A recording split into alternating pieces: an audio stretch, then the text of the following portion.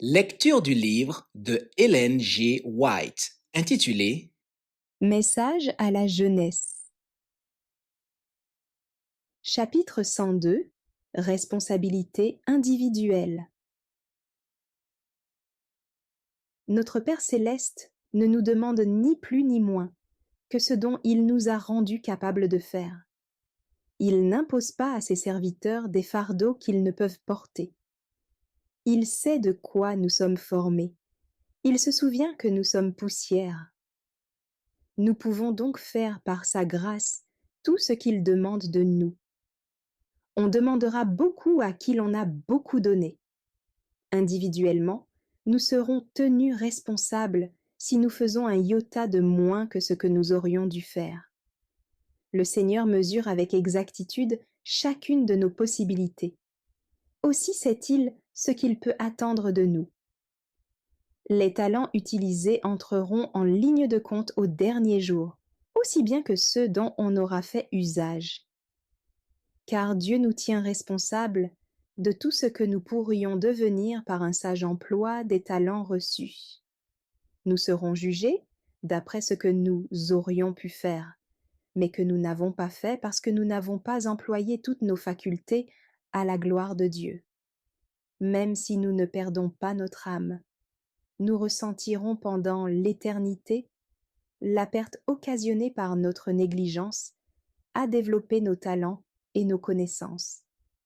Mais quand nous nous donnons entièrement à Dieu et que nous suivons intégralement ses directives, il se rend responsable de nos progrès.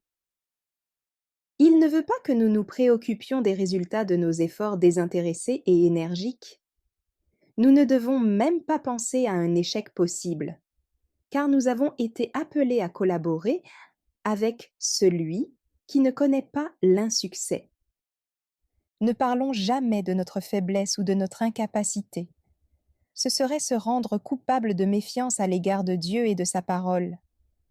Quand, accablés sous le fait, nous murmurons.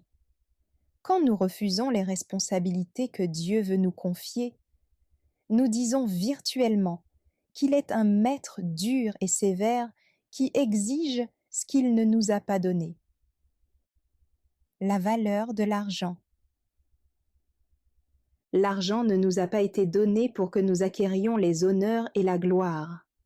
En qualité d'administrateurs fidèles, nous devons l'employer pour l'honneur et la gloire de Dieu. Certains pensent qu'il n'y a qu'une partie de leur bien qui est au Seigneur. Et quand ils ont consacré cette partie à des œuvres charitables ou à l'Église, ils estiment que le reste leur appartient et qu'ils peuvent l'employer à leur fantaisie. C'est une erreur.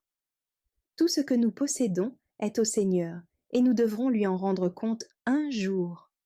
L'emploi que nous faisons de chaque franc démontrera si nous aimons Dieu par-dessus tout et notre prochain comme nous-mêmes. L'argent est précieux parce qu'il peut faire beaucoup de bien. Entre les mains des enfants de Dieu, c'est de la nourriture pour les affamés, de la boisson pour celui qui est altéré, des vêtements pour celui qui est nu, une défense pour l'opprimé et un secours pour les malades. S'il n'est pas employé en vue des besoins de l'existence et du bien de nos semblables, pour servir à édifier la cause du Christ, il n'a pas plus de valeur que le sable. Merci d'avoir écouté cette lecture.